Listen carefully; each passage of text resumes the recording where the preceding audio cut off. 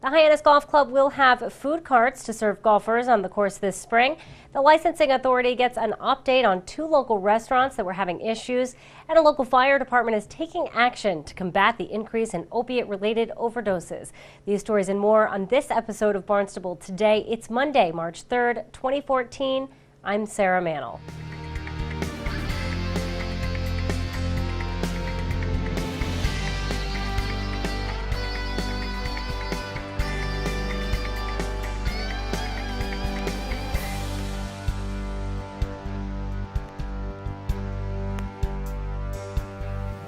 The Ianus Golf Club gets the green light to expand its outdoor food service. The licensing authority approved the plan at this morning's hearing. The cart will serve food and beverages, including alcohol. Golf club manager Daniel Keefe says that the club will have strict protocols in place to monitor the sale of alcohol on the course. It'll be kind of standardized to what we do in the restaurant business. They'll be over 18 years old. They'll be tip certified. IDs will be checked on an as-needed basis. If there's any questions, they won't get served. That they don't have IDs, they don't get served. Again, standard operating procedures that we use in the restaurant facility itself. In the case of a foursome where 2 of the foursome are 21 and 2 of the foursome are 18, how are you going to regulate the 21-year-olds from handing off a alcoholic beverage to the 18-year-old as soon as the golf cart leaves? That's a challenge. It's always a challenge. It's always a challenge in the business. It's nothing new. Being that our people out there will be tip certified, they're going to have to do some follow-up. If it's covert, through the woods, or keeping an eye long distance, how that pass-through happens, and adjusting the point where it's a phone call maybe to a manager to deal with it, to come out and assist these younger staff members that would be out there.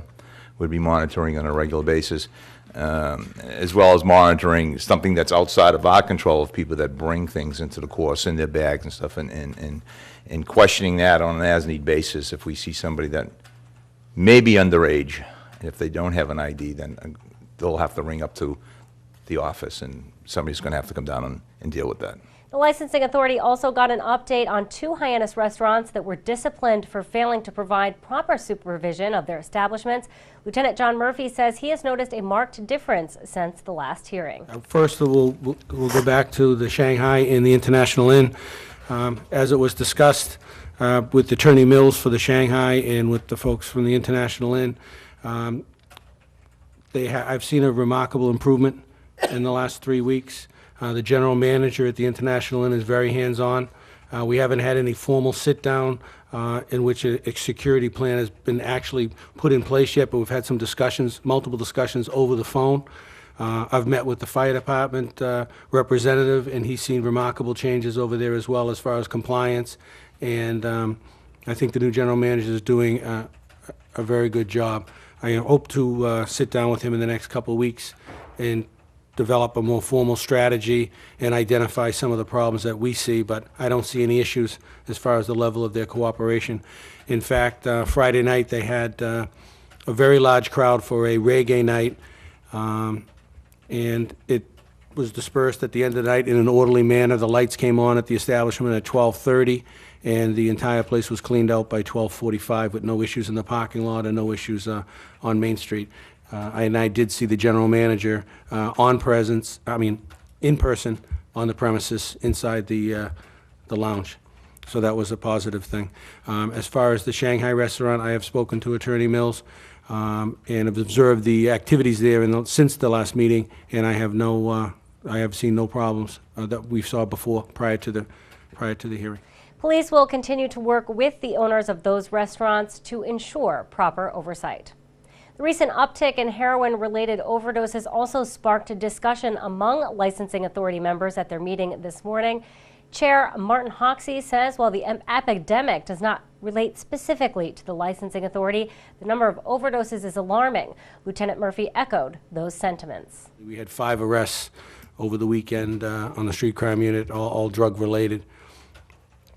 Moving forward, the strategy will be to work with the district attorney's office, the probation people, the Barnstable Police Narcotics Unit, and the street crime unit to try to identify where exactly we're getting the most bang for our dollar. It seems to be a revolving door in a lot of ways, in which you see the same faces over and over and over again. Some of that is just due to the high level of addiction on the Cape. Some of it is more of a society problem than it is a police department problem. Hoxie asked Lieutenant Murphy why we are seeing such an increase in heroin-related overdoses. The reasons are varied. Number one, it is not similar to some of the other popular narcotics that are being abused. The prescription medication, in which the dosage of the pill, say for example, if it's a 30 milligram Percocet pill, the user knows what the narcotic value in that is. It's 30 milligrams. So if they've used it in the past, they know the effects. When you're dealing with heroin, you're not dealing with a pharmaceutical. You're dealing with somebody that sells it and cuts it and makes it, just dilutes it with various substances. Lieutenant Murphy says the Barnstable Police Department has responded to the increase in heroin use and distribution over the past few years. This community is very blessed to have a narcotics unit that you have in the town of Barnstable, led by Lieutenant Balcomb. Not only do they do that on a regular basis, it's almost what they do every day. Lieutenant Balcomb, previous background was he was a police officer, but he was on the DEA task force that's located here in the Cape at one point in time. And routinely, as recently as last week, they were in Wareham, they were in Boston, they were in Taunton, because the idea is not to just wait for the drugs to arrive here in the town of Barnstable, is to address them on the other side of the bridge and stop them before they come on here. So, yes, Lieutenant Balcomb does work closely with the Cape and Islands Drug Task Force. The Barnstable Police Department has a representative on that task force. And I like the way you're thinking, sir, because that's what Chief McDonald has given these people the leeway to do. It's very unique in the world of policing that you'll have a local narcotics unit travel off Cape to do cases. All our narcotics officers on the Barnstable Police Department are cross-sworn as Bristol County Deputy Sheriffs, and they're cross-sworn as Barnstable County Deputy Sheriffs. So on almost a weekly, if not sometimes daily basis, they're in New Bedford, they're in Fall River, they're in Wareham, and it's proving to be a very successful unit. The police department is not the only group taking notice of the heroin epidemic. The Centerville, Osterville, Marston's Mills Fire Department is also taking action. The department, along with the AIDS support group of Cape Cod, will hold an opiate overdose awareness class at COM headquarters on Route 28 in Centerville on Wednesday. The event will provide training on how to recognize an opiate overdose and how to open and maintain a person's airway and how to administer nasal Narcan. The public is invited to attend. The event begins at 6 p.m. Wednesday night at COM headquarters on Route 28 in Centerville. Now let's get a look at sports with Brenna McCubry. Good afternoon, Barnstable. I'm Brenna McCubry, here to bring you the latest on National and Red Raiders sports. The Boston Bruins were away last night to take on the New York Rangers and were able to come out with a 6-3 victory. Up next for the Bees is a 7 p.m. start back in Boston tomorrow night to take on the Florida Panthers. Over the weekend, the Boston Celtics lost to the Indiana Pacers 102-97. They'll play again in Boston Wednesday night at 7:30 to host the Golden State Warriors. Taking a look at Barnstable High School sports, it was a great weekend for the Red Raiders hockey. The boys beat Milton Saturday afternoon 4-3.